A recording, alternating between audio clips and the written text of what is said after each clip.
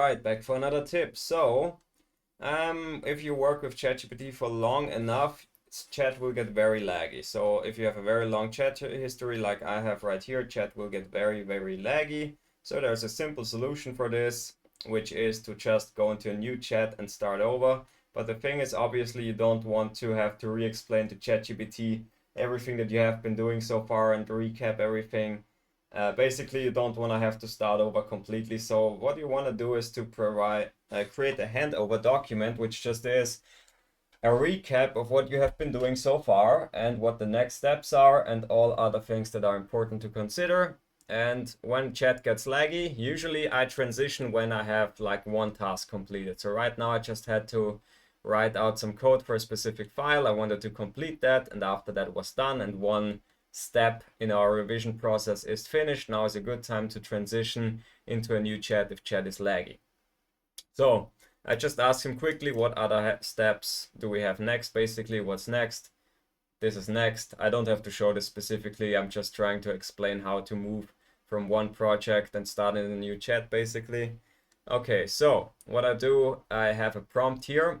I will provide that prompt. You don't have to copy paste this because it's a long prompt, basically.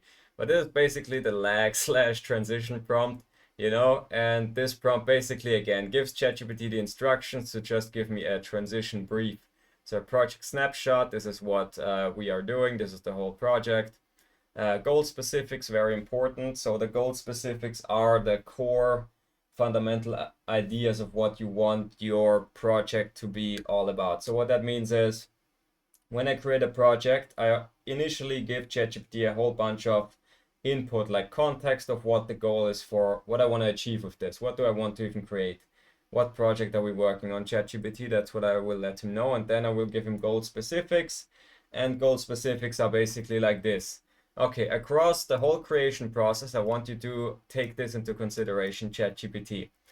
Minimal user effort. So AI should do 95% of the work. The user should do 5% of the work. So that is the goal of creating this bot that I'm going to create, is that it is very autonomous. ChatGPT should do 95% of the work. It should make recommendations. It should require minimal input from the user and give you a very high quality result regardless, So again, these are just the goal specifics here. Create a seamless transition for the new chat. Okay, well, that's actually goal specifics for, well, he misunderstood this. But basically, generally, my goal specifics are 95% of the work should be done by ChatGPT, 5% by the user. It should be step by step. So if I create a bot, I like it to be step by step. So step 1 is provide context. Once the user has provided context, step 2, do something with that context. Basically, it just follows a step-by-step structure.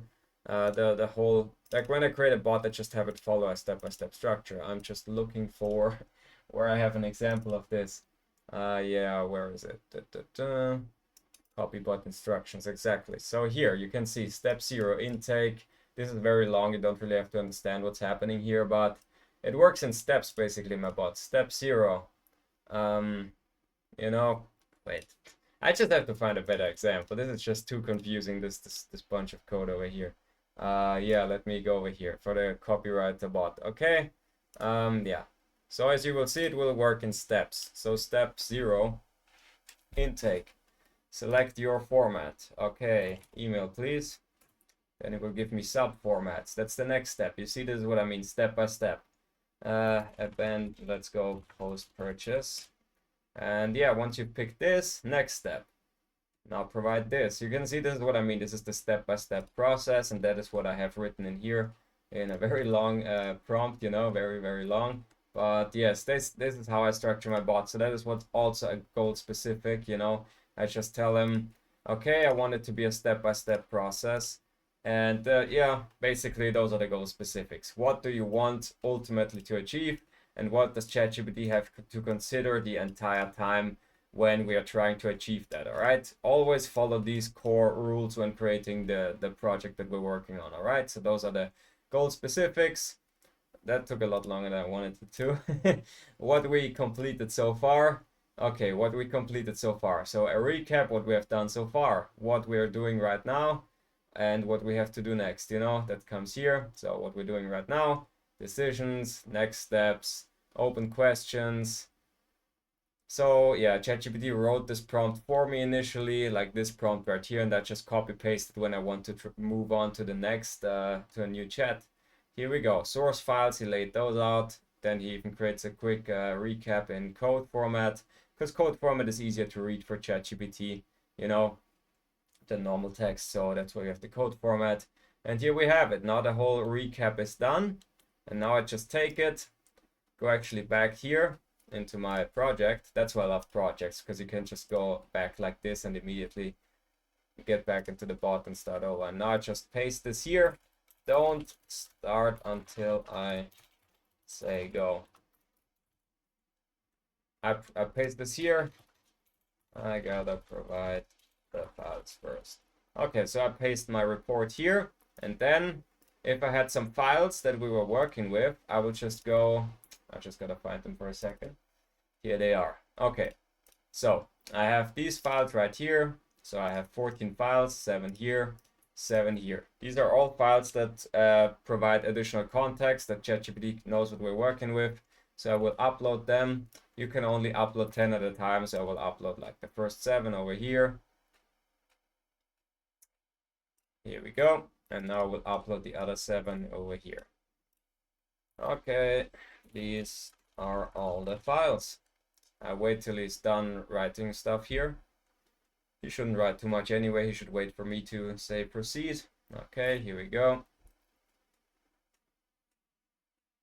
Now he will search all of the files. Now he's really up to date. So I gave him a full like handover document, full updated him what I was doing so far, what we're gonna do next, and then I gave him all of the files that we're gonna be working with, you know.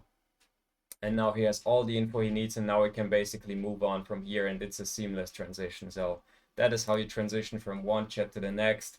And always do it after you've completed a step, basically. So don't do it while you're still working on something. After a whole step is completed, like ChatGPT just wrote out one of these code documents for me fully. After that was fully finished, then I told him, okay, let's move on to the next one, but I gotta start a new chat, so please recap everything. All right, that's that. Bye-bye.